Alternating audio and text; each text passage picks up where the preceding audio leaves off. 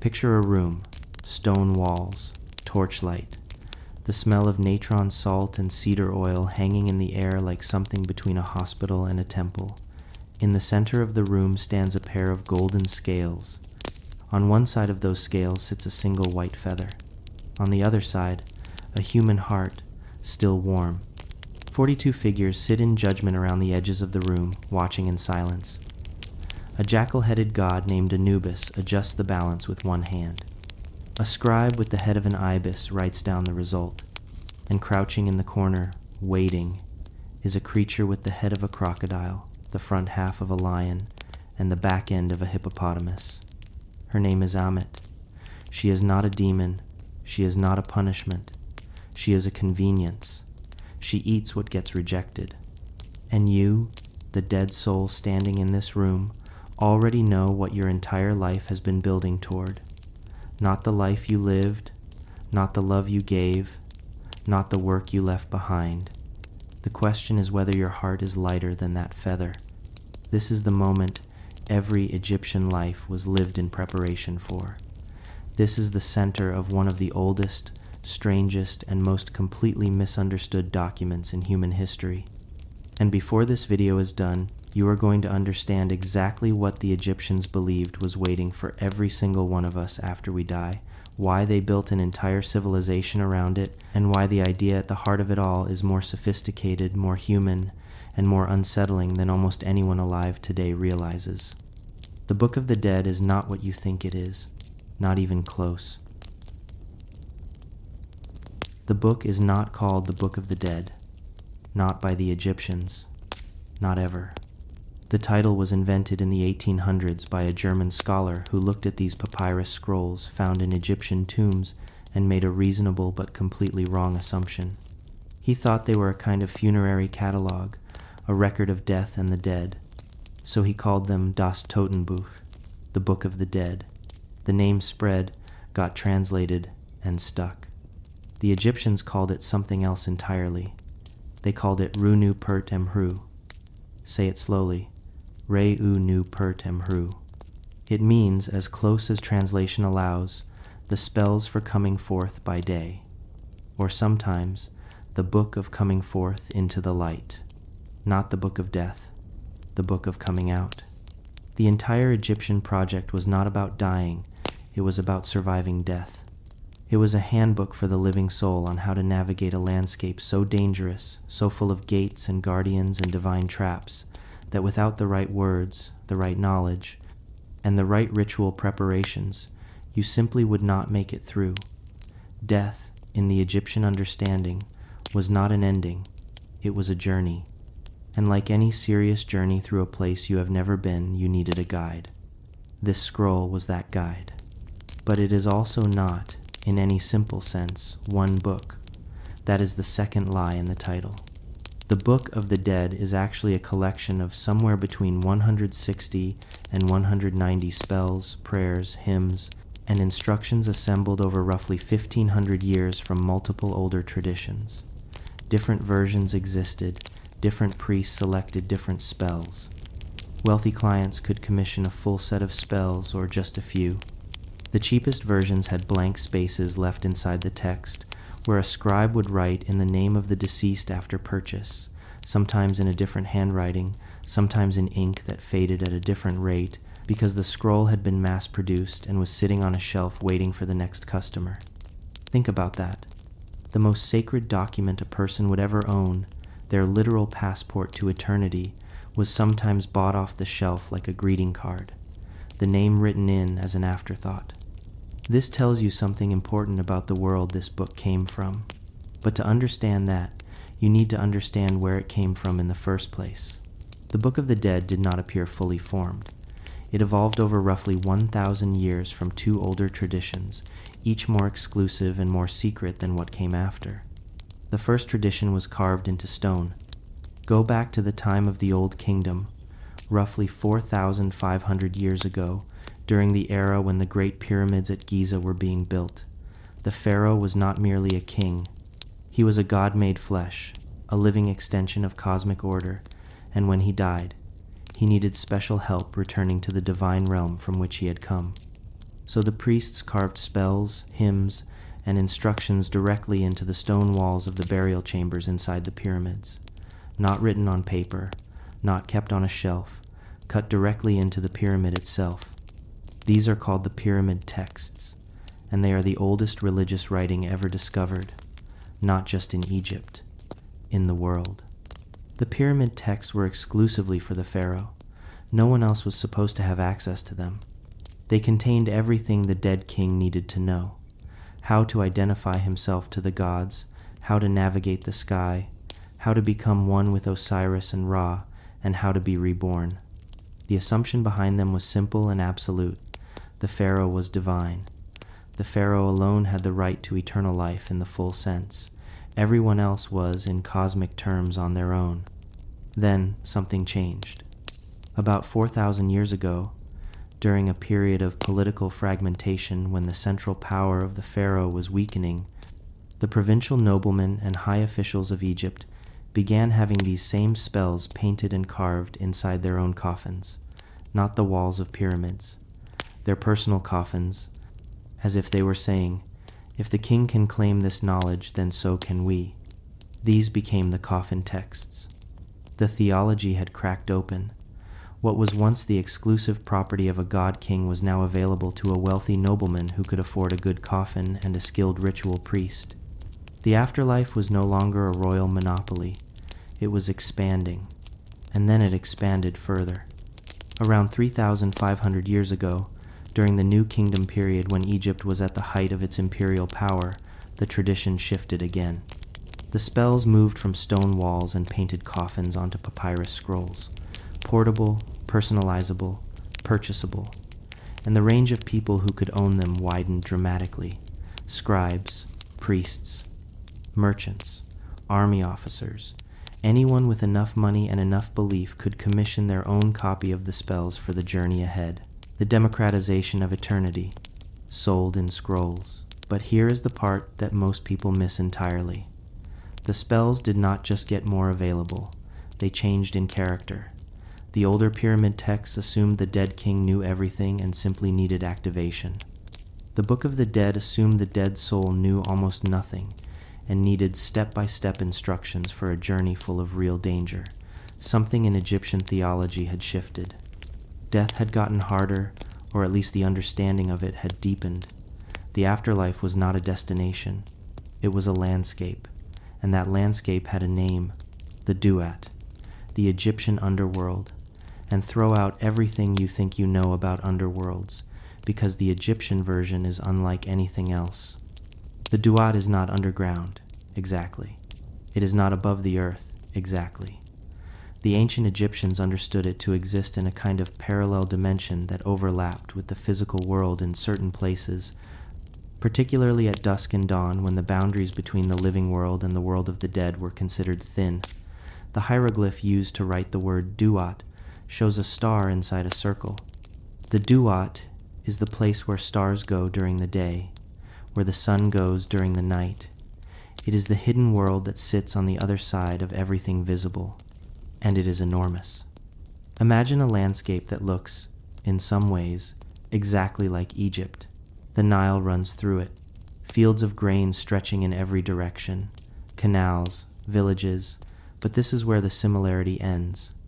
The Duat is also full of things the living world is not: walls of fire, lakes of darkness, gates that close forever if you say the wrong word, serpents so large they make the Nile look like a trickle, divine beings of tremendous power who will challenge, test, and in some cases attack every soul that tries to pass through.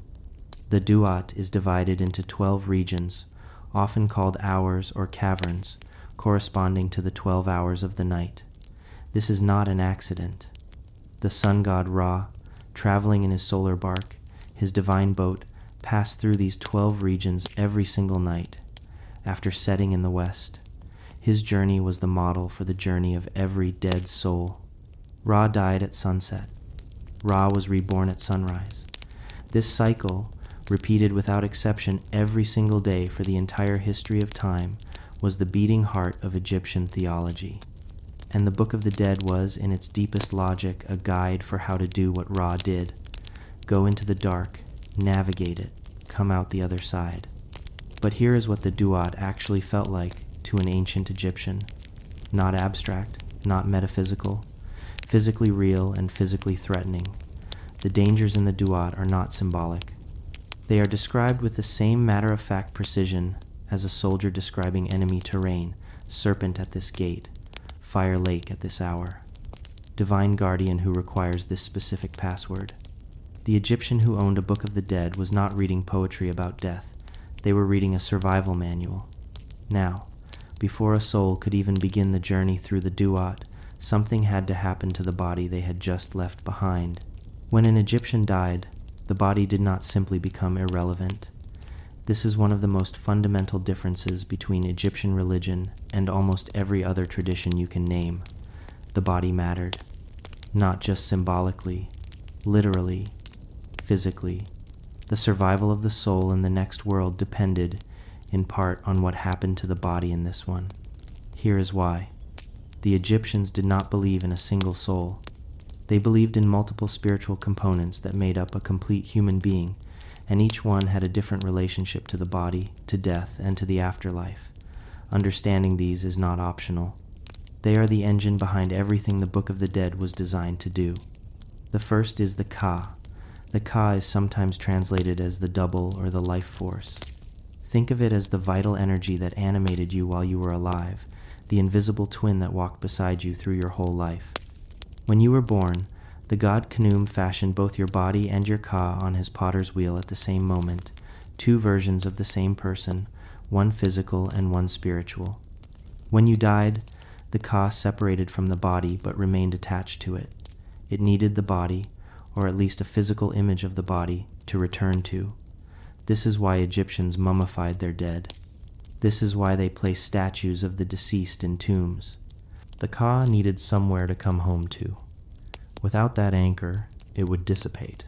The second is the Ba. The Ba is usually depicted as a human-headed bird, a person's face on the body of a falcon, able to fly freely between worlds. The Ba is the part of you that is uniquely, specifically you, not your life force in general, but your individual personality, your particular identity. In death, the Ba could fly out of the tomb during the day and move through the world of the living. At night, it had to return to the mummy. The Ba was the traveler. The Ba is what flew through the Duat. The third is the Akh. The Akh is the goal. It is what you became if the whole process worked correctly. Translated sometimes as the effective spirit or the transfigured soul, the Akh was the successful union of the Ka and Ba after death, the completed, glorified, divine form of a person who had passed through the Duat and survived. To become an Akh was to achieve genuine immortality. To fail to become one was to simply cease. The fourth is the Ib. This is the heart. And the Ib is not a symbol of love in the Egyptian understanding. It is the seat of intelligence, memory, personality, and above all, moral character. It is the record of everything you did and felt and chose during your life. The Ib is what gets weighed on the scales. Every action you ever took, every intention you ever had, compressed into a single organ and placed in the balance against a feather. This is not metaphor. The Egyptians took this literally. The fifth is the Ren, the name. Every person had a Ren, and the Ren was not merely a label. It was a living part of the soul. To know someone's true name was to have power over them. To erase someone's name was to begin erasing them from existence. This is why pharaohs who fell out of favor had their names chiseled off monuments. Not just humiliation, spiritual assassination. The Ren had to be preserved in writing, spoken in ritual, carved in stone, for the person to continue existing in any meaningful sense. The sixth is the Shut, the shadow. The Egyptians believed the shadow was a genuine spiritual component, the projection of the soul into the physical world. It required protection and care just as the body did. Now look at what mummification was actually doing. It was preserving the body so the Ka had a home. The inscriptions in the tomb were preserving the Ren so the name could keep existing. The Book of the Dead was equipping the Ba for the journey through the Duat. The opening of the mouth ceremony, performed at burial, was reactivating the physical senses of the Ka so it could eat, drink, and interact with the offerings left at the tomb.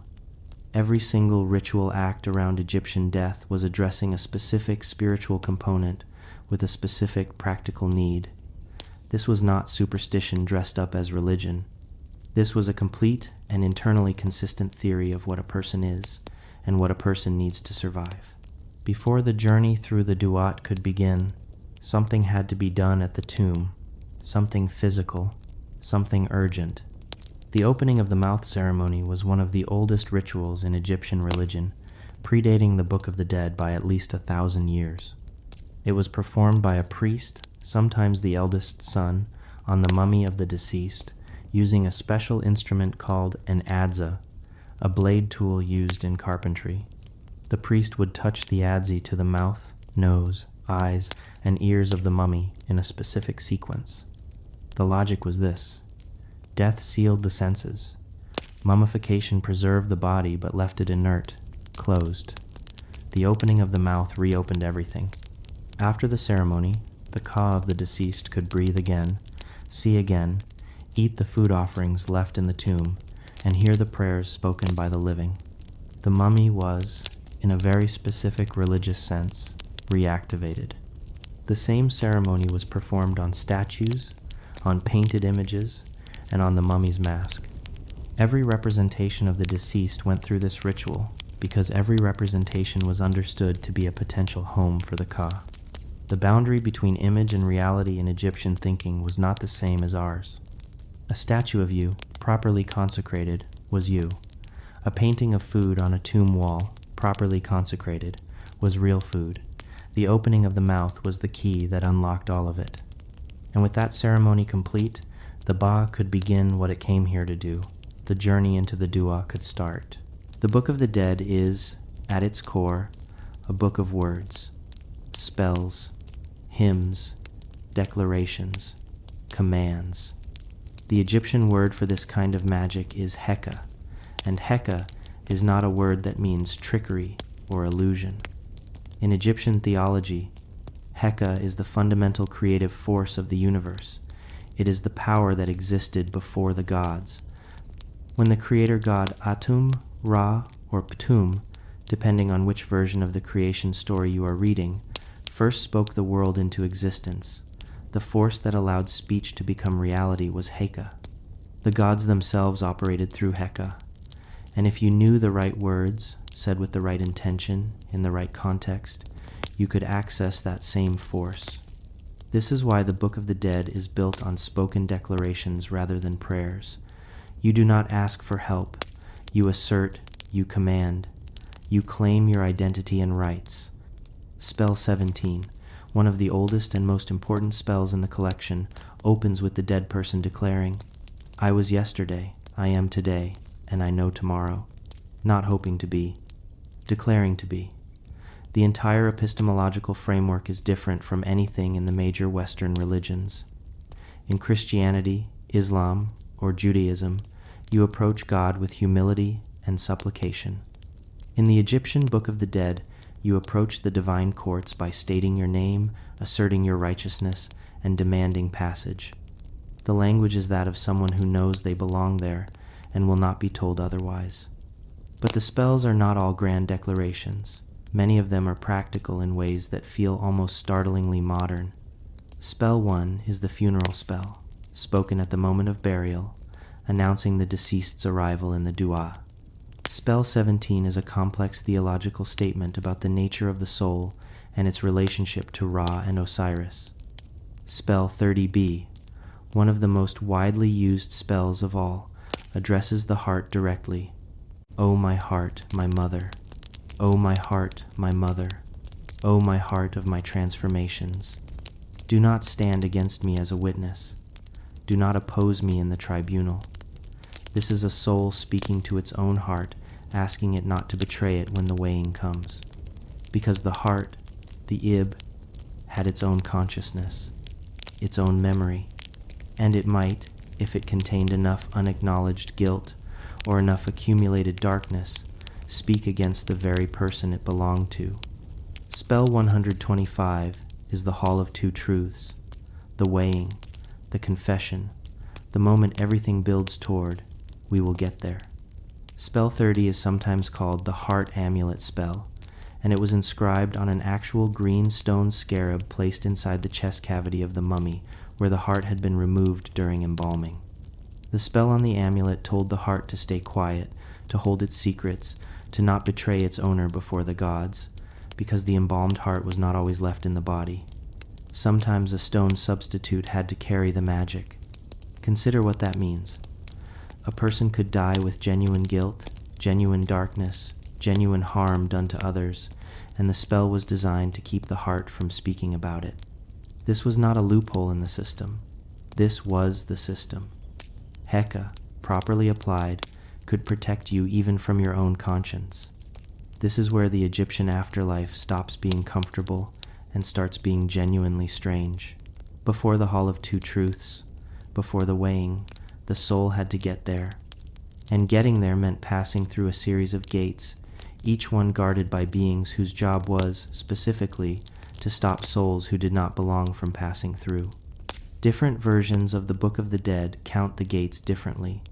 Some list 7, some list 21.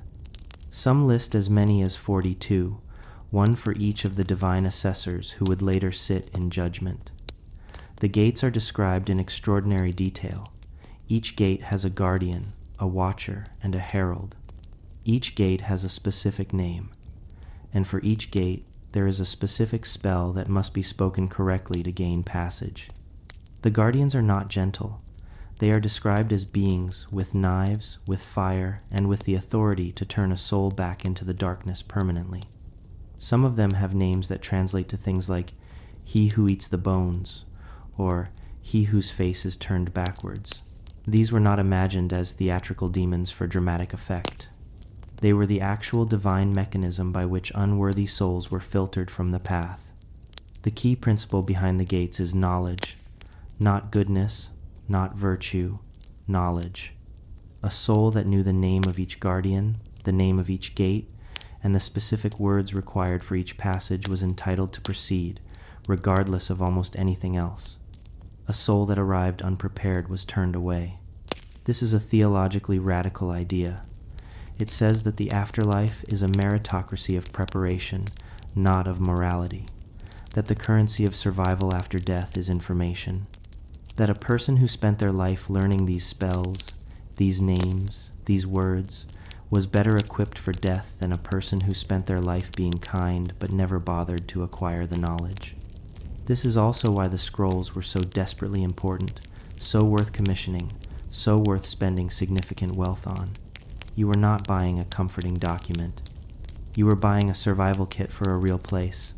The gates were real, the guardians were real, and without the right words you would not get through. One of the most famous spells associated with the gates is spell 126, which lists the names of the guardians of the lake of fire. The soul must name each one in sequence. A guardian named, a gate opened, a name forgotten, a soul turned back. Now picture what it felt like to be an Egyptian dying in a tomb, your copy of the Book of the Dead rolled up beside you, its spells tucked into the wrappings of your mummy, its amulets pressed against your skin. You were not holding a beautiful piece of religious art. You were holding your keys. And on the other side of all those gates was a room you had been afraid of your entire life. Egyptologists call it the Hall of Two Truths. The Egyptians called it the Hall of Ma'at. And the word Ma'at is the single most important word in this entire story, which is why it needs to be handled carefully. Ma'at is usually translated as truth, justice, or order, but those translations are all slightly too small. Ma'at is the principle that holds the universe together. It is the correct balance of all things. The right relationship between gods and humans, the right relationship between the living and the dead, the right relationship between action and consequence. When a pharaoh ruled well, he ruled in accordance with Ma'at. When the Nile flooded at the right time, that was Ma'at. When a father provided for his children, when a judge ruled fairly, and when a person told the truth, those were acts of Ma'at. The feather on the scales is not just any feather. It is the feather of Ma'at herself, the goddess who embodies this principle, wearing a single white ostrich feather on her head. And the heart is weighed against that feather because the question in the Hall of Two Truths is simple and absolute. Did you, in your life, live in accordance with the order of things? Was your life balanced? Was the weight of what you did consistent with a world in the right relationship? A heart heavy with cruelty, with greed, with exploitation, with broken oaths, and with harm done and never repaired would weigh more than the feather. The scales would tip, and Ammit would eat. A heart light with justice, with care, with truth, with a life lived in balance, would rest equal to the feather or lighter. The scales would hold, and the soul would pass. Now, here is where the confession comes in. And the confession is the strangest thing in the entire Book of the Dead. Before the heart was weighed, the soul had to stand before 42 divine assessors, one for each of the 42 nomes, the administrative provinces of ancient Egypt, and make what scholars today call the negative confession. This is a list of 42 statements, each addressed to a specific divine assessor, each one a denial of a specific sin. I have not stolen.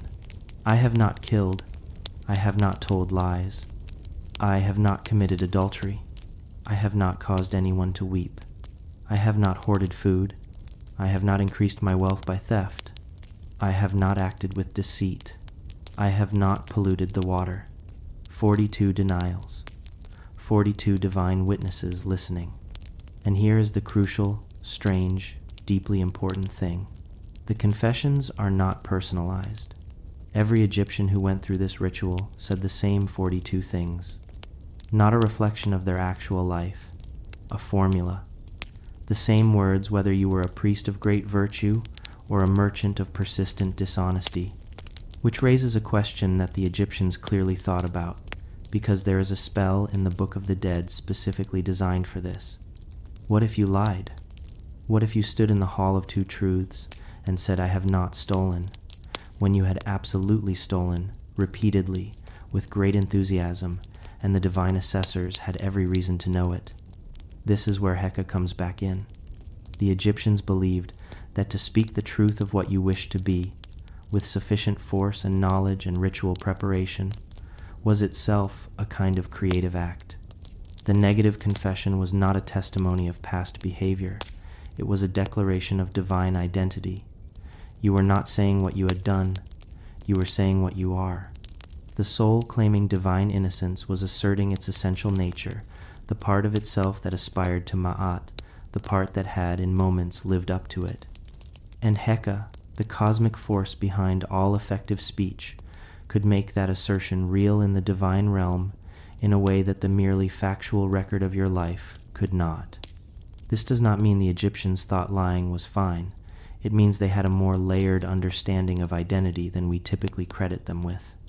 They believed that what a person declared themselves to be, with genuine conviction, in the presence of divine witnesses, was a legitimate and powerful truth about that person, existing alongside, but not identical to the record of what that person had actually done.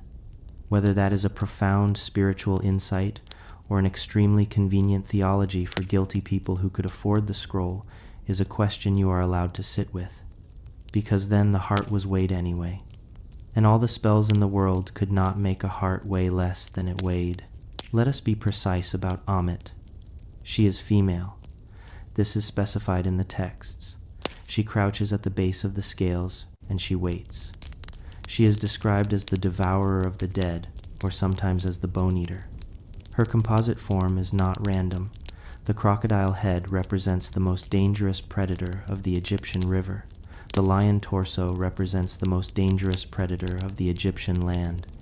The hippopotamus hindquarters represent the most dangerous water animal in the Nile, the one that killed more people than the crocodile, more unpredictable, more sudden, and more total. Ammit is not a punishment designed by a vindictive god. She is a natural force.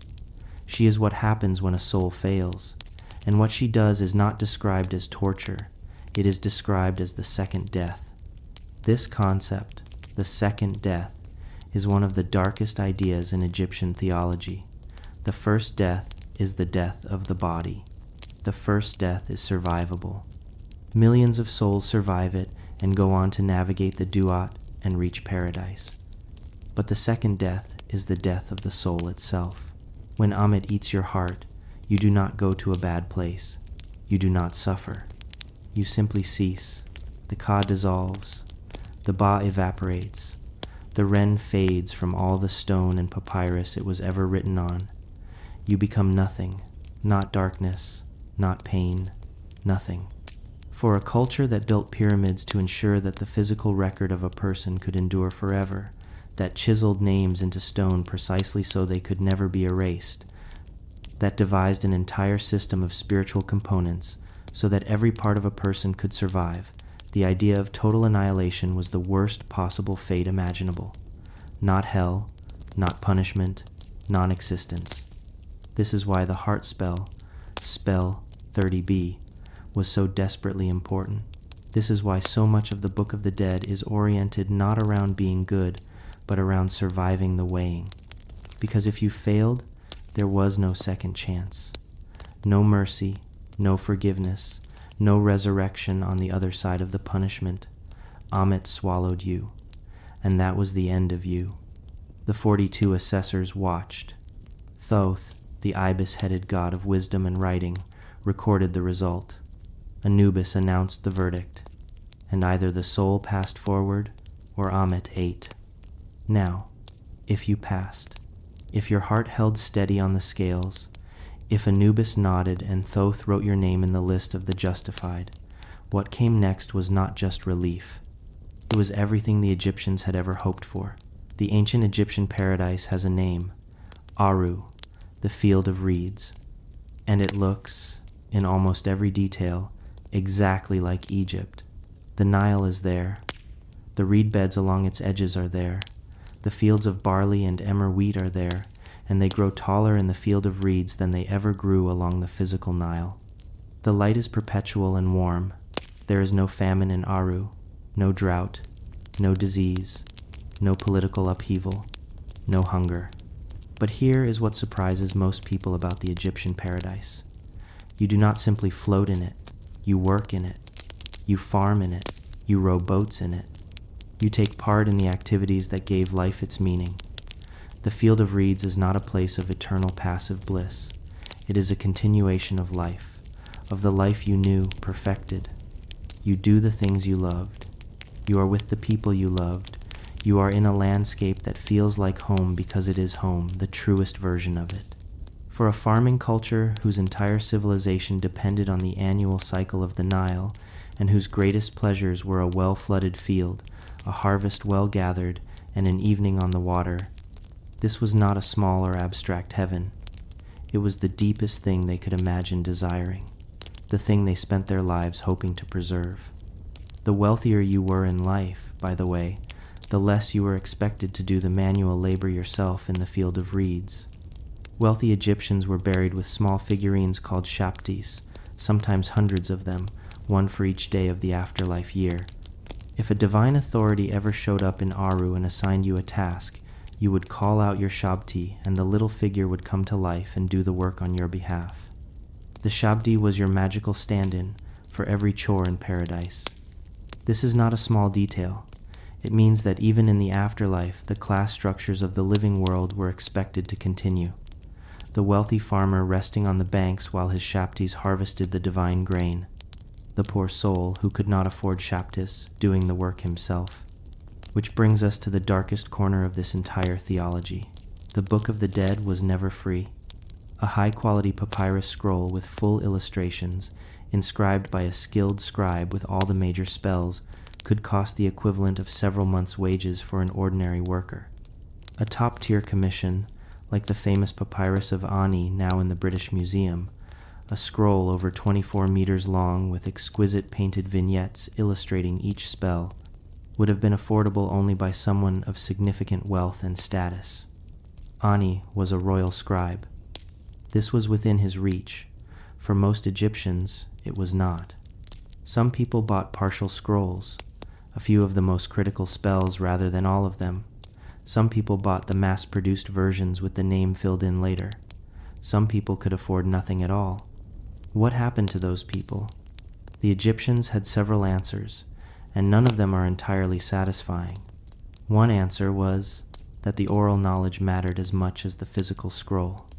If you had been trained by a priest, if you had memorized the key spells and declarations, and if you knew the names of the gates and the guardians, you could navigate the Duat without a written copy. Knowledge in your living memory was as powerful as knowledge on papyrus. This was genuinely believed. Another answer was that collective ritual could carry individuals who could not carry themselves. The funerary priests who performed the opening of the mouth, who spoke the spells at burial, who maintained the prayers and offerings at the tomb, were doing work on behalf of the dead soul. A person whose family continued to maintain their tomb, to speak their name, to leave offerings, was sustaining the soul in the Duat even without a scroll of their own. But there is no comfortable way around the third answer, which is this: if you were poor, you were in serious trouble. If your family could not maintain your tomb, if no priest spoke your spells, if no scroll accompanied you, if your name faded from the living world because no one preserved it in stone, then your ka had no home, your ren dissolved, and your ba could not complete the journey. The second death came not from Ammit eating a weighed heart, but from the slow erosion of every spiritual support structure that should have surrounded you. The Egyptians built a theology of eternal life and then made it available on a sliding scale. The most comprehensive version of eternal life required the most resources. The poor could hope, the rich could plan. This tension was not invisible to the Egyptians. Some of the later wisdom literature from ancient Egypt, particularly from periods of political instability, shows exactly this anxiety. Texts asking whether any of this is real, whether the rich man in his fine tomb is really better off than the poor man in the sand, whether the gods actually care, or whether the whole elaborate machinery of the afterlife was itself just another form of the powerful taking care of the powerful. The scribes who wrote this were not heretics. They were people paying very careful attention to the implications of their own theology. Now step back from the hall of two truths, from the field of reeds, from the gates and the spells and the scales, and look at the person who made all of this possible. The God whose death and resurrection was the model for every soul that ever went through this system. Every soul that survived the Hall of Two Truths was declared by Anubis to be true of voice or justified. In Egyptian, Ma Keru, and the formal title given to the successful dead was Osiris, followed by their name. Not a dedication to Osiris, not a comparison with Osiris. The dead person became Osiris, or at least became identified with Osiris so completely that the distinction collapsed. To understand why, you need the story. Osiris was the first king of Egypt, the son of the earth god Geb and the sky goddess Nut, and his rule was a golden age. He taught humanity agriculture, law, and the worship of the gods. His wife was Isis, the most powerful magician among all the divine beings. His brother was Set. Set was not evil in the way a demon is evil. Set was the god of desert storms, of chaos, of the foreigners at the borders, and of the forces that threatened order without being simply wicked. He was a necessary force. Chaos has always existed alongside order. The trouble began when Set's chaos turned inward, toward his own family. Set killed Osiris, not quickly, not simply. The most complete version of the myth has Set tricking Osiris into lying down inside a beautifully decorated chest, sealing it shut, and throwing it into the Nile.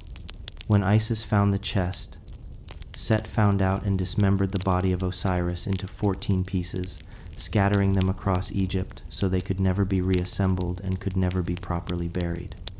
Isis searched for every piece. She found 13 of them. The 14th, the phallus, had been eaten by a Nile fish and was lost forever. So she fashioned a replacement from gold, and using her magic she reassembled her husband and breathed life back into him long enough to conceive their son Horus, who would grow up to avenge his father and reclaim the kingship of Egypt from Set. Osiris could not remain among the living. He was dead. His proper place was the underworld. So he descended into the Duat and became its king, and every soul that successfully navigated the 12 hours of the night, passed through the gates, survived the Hall of Two Truths, and was justified before the 42 assessors was identified with him. You became Osiris. You shared in his resurrection. You completed the cycle he began. The resonances of this story echo far beyond Egypt.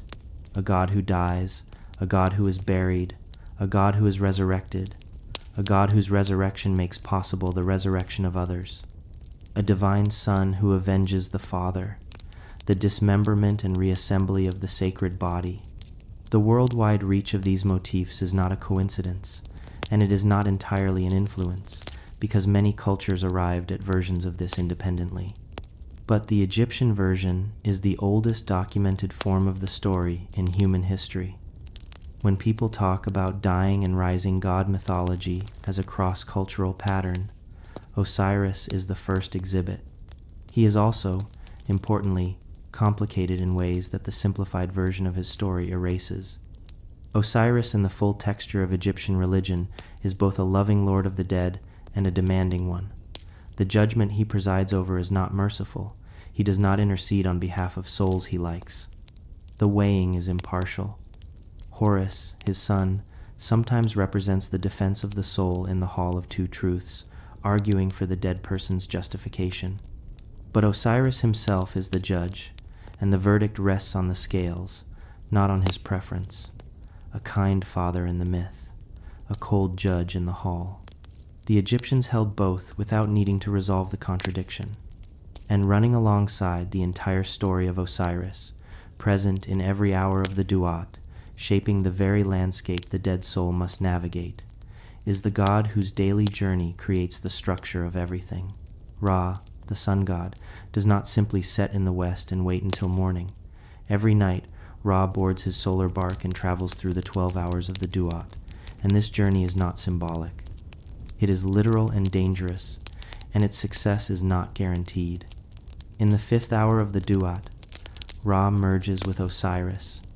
The living sun god and the dead king of the underworld become one being for a single powerful moment. In that hour, Ra is both the most alive thing in existence and the most dead. The merged deity breathes life into the Duat, animates the souls resting there, and then separates again. In the 7th hour of the Duat, Ra faces the greatest threat of his nightly journey. The serpent Apophis, called also Apep, an enormous cosmic snake who embodies the forces of uncreation, chaos taken to its absolute limit, lies coiled across the path of the solar bark. Apophis is not trying to harm Ra, he is trying to swallow him. If Apophis succeeds, the sun does not rise, morning does not come, the world ends, not metaphorically, actually. Every night this battle is fought.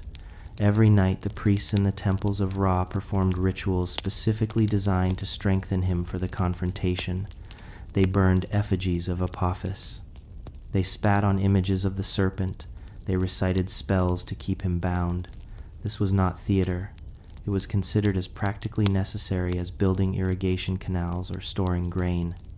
And every morning Ra won. Every dawn was a victory. Every sunrise was the proof that the night had been navigated, that Apophis had been defeated again, that the cosmic order held. The dead soul traveling through the Duat was not traveling alone. The solar bark passed through the same 12 hours. The same divine forces that guarded Ra's journey were present in the landscape every dead soul navigated.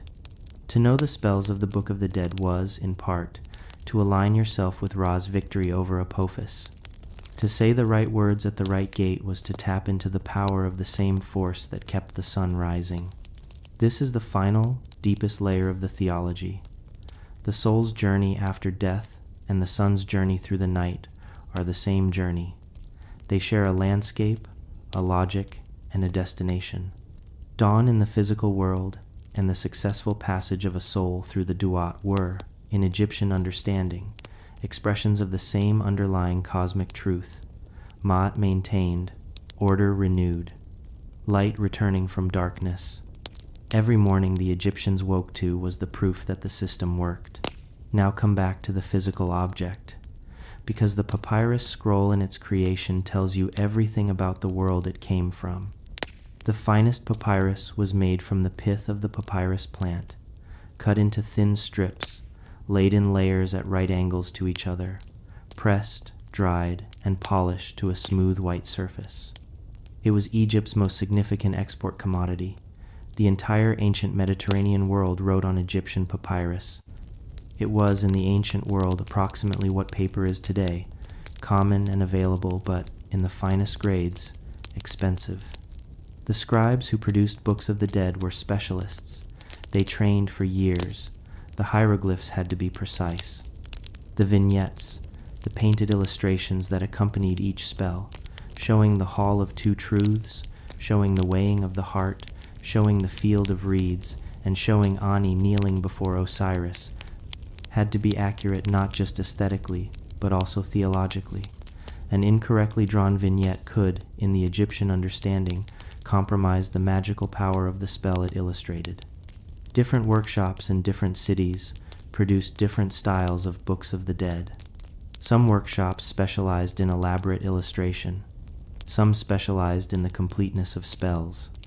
Some were clearly producing faster and cheaper than others, and you can tell by looking at the quality of the hieroglyphs and the care taken with the painted figures. The blank namespaces are visible in many surviving scrolls. A generic title like The Justified, followed by a blank, or sometimes with the name written in slightly different ink, slightly different handwriting, slightly different hieroglyphic style, confirming that the scribe who filled in the name was not the same scribe who wrote the spells. A system, a product line, the industrialization of eternal life. Some scrolls were placed inside the mummy wrappings. Some were placed in hollow statues. Some were tucked into small compartments in the innermost coffin. Some wealthy patrons had the major spells painted directly onto their coffin walls, a callback to the coffin text tradition, maintaining the older practice even after scrolls became standard. The belt and suspenders approach to divine navigation. The most important single surviving example is the Papyrus of Ani. Ani was a royal scribe and treasurer of the temples of Abydos during the 19th dynasty, roughly 3,200 years ago. His papyrus is over 24 meters long and contains 75 spells, including all the most critical ones, accompanied by some of the finest painted vignettes that have survived from ancient Egypt.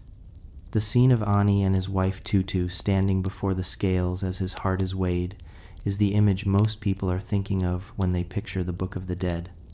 It is one of the most reproduced images from ancient Egypt, full of extraordinary compositional precision and emotional stillness.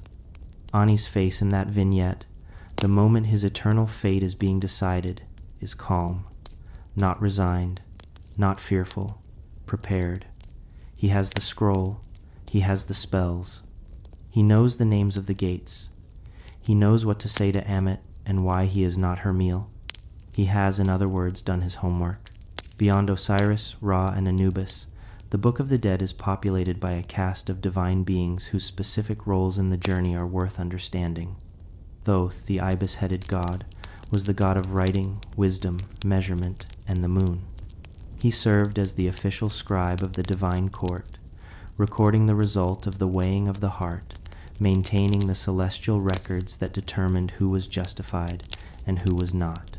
He also, in some versions of the myth, played the role of a neutral party in the dispute between Horus and Set over the kingship of Egypt, arbitrating justice between them.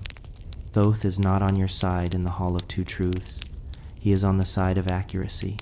He writes what the scales say, nothing more.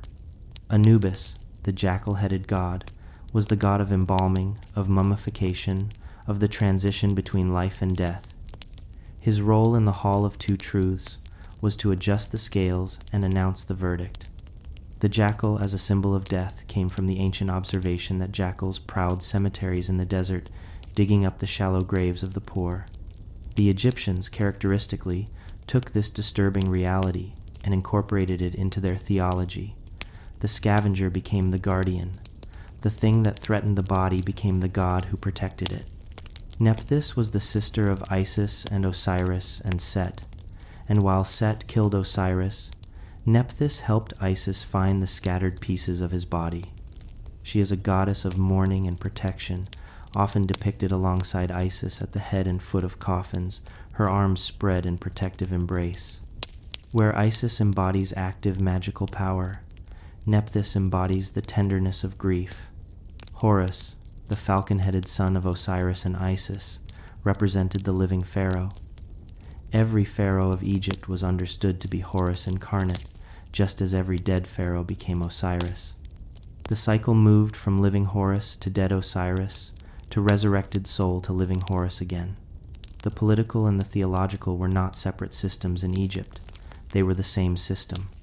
Hathor, the cow goddess, sometimes also depicted as a beautiful woman wearing cow horns and a solar disk, was the goddess of love, beauty, music, and joy, but also of death and the afterlife.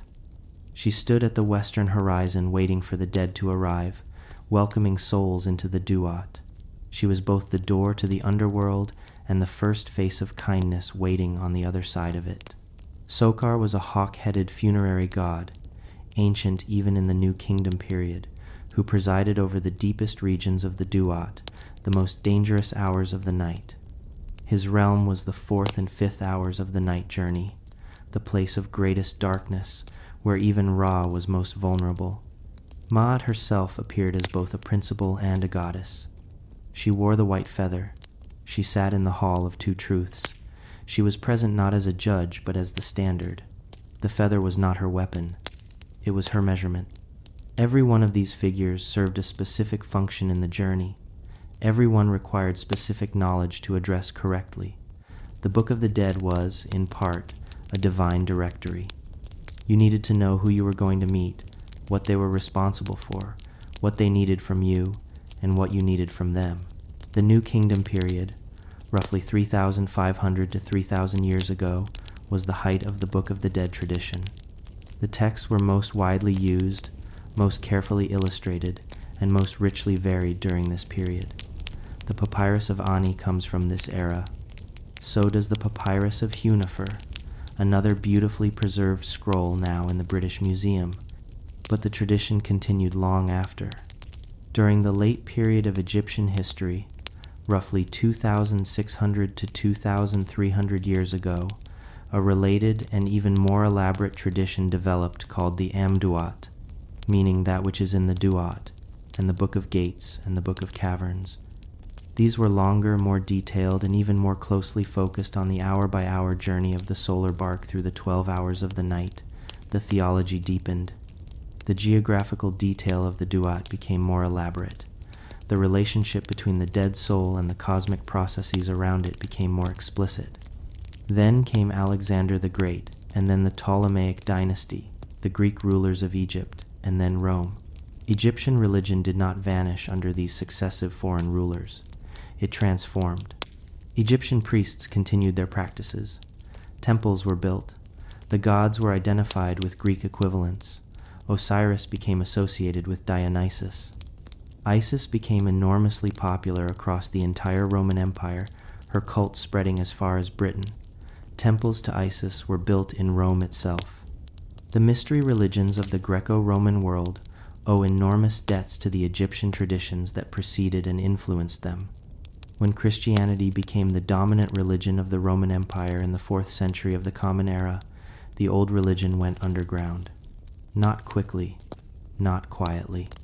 The last known dated hieroglyphic inscription was carved in 394 of the Common Era, centuries after Rome had officially become Christian. Egyptian priests maintained their knowledge, their rituals, their theology into the age of the Church Fathers. And then the knowledge of how to read hieroglyphs was lost. For roughly 1,400 years, the texts carved in every Egyptian temple, every tomb, every papyrus scroll were completely unreadable. The longest sustained effort in human history to preserve the soul in writing sat silent. Until 1822, when a French linguist named Jean-François Champollion deciphered the Rosetta Stone and unlocked the entire language in a single lifetime of work, and the words of the dead spoke again. The negative confession could be read. The spells of the gates could be read. The hymns to Osiris and Ra could be read. And the first thing scholars discovered reading these texts with modern eyes for the first time in 1,000 years was that they were not primitive, they were not naive. They were not the superstitious gropings of a pre-scientific people toward half-formed spiritual ideas. They were a complete, internally consistent, philosophically sophisticated account of what it means to be a person, what it means to live a life with weight and consequence, and what it means to stand, eventually, in the presence of truth. Step back from everything. The gates, the spells, the scrolls, the prices, the shopties, the blank name spaces, the industrial production of eternal life for those who could afford it. What is this tradition actually saying? Underneath all the specific cultural machinery, it is saying that your heart records everything, that every action you take, every harm you cause, and every act of justice or injustice you commit is written into the organ that keeps you alive. It is saying that you carry this record with you into death, that you cannot leave it behind, and that you cannot pay someone to carry a lighter version on your behalf. You can buy spells to quiet the heart's voice, but you cannot buy a different heart. It is saying that the universe has a principle of order, Ma'at, and that your life is a negotiation with that principle, not once. Every day, every decision, every relationship. The feather is always in the room, even when you cannot see it. It is saying that death is not the end of consequence, that the things you did or did not do in the world, the way you treated the people around you, and the way you handled power, or the absence of it, do not dissolve when your body stops. They condense, they concentrate, they become the entire weight of who you were, placed on a scale. And it is saying that the thing standing on the other side of that scale is not hope or prayer or forgiveness. It is the truth, impersonal, patient, absolute, and light as a feather. The Egyptians built the most durable civilization in human history, lasting in recognizable form for over 3,000 years. They built monuments that have survived 4 millennia of weather and human destruction. They preserved their dead in conditions so carefully designed that we can still read the face of a farmer who died 3,000 years ago. They did all of this, at some fundamental level, because they believed that nothing is truly lost if you know how to preserve it, that the self, the identity, the record of a life can endure. And the Book of the Dead was the most complete expression of that belief. Not a comfort, a challenge, not a guarantee. A set of requirements. Here's the last thing. Somewhere in the British Museum, lying in a climate-controlled case, the Papyrus of Ani is still there, over 3,000 years old. The ink is still dark. The painted figures of Ani and his wife are still facing the scales with that same impossible stillness, the heart still poised in the balance, the feather still waiting. Ani has already been judged. Whatever his heart weighed, the scales gave their answer a very long time ago. But the document is still here. The names of the 42 assessors are still readable. The spells are still intact. The words that were supposed to help a soul navigate a world on the other side of death are sitting, preserved, in a public building that anyone can walk into on any Tuesday afternoon. The theology has changed around it. The priests who wrote it are gone. The civilization that produced it has been dust for 2,000 years. But the question at the center of it, the question that every version of the Book of the Dead was circling for 1,500 years, is not gone. What will your heart weigh? Not the heart they removed during embalming. The other one, the one that has been recording everything since the moment you were old enough to make choices. The one that knows what you did and what you did not do and has been keeping the account with a patience that would embarrass you if you thought about it too directly. Ammit is not an Egyptian idea. She is the oldest idea in the world, dressed in crocodile and hippo and lion, and the feather of Ma'at has never been anywhere except exactly where it always was. Balanced, waiting, light,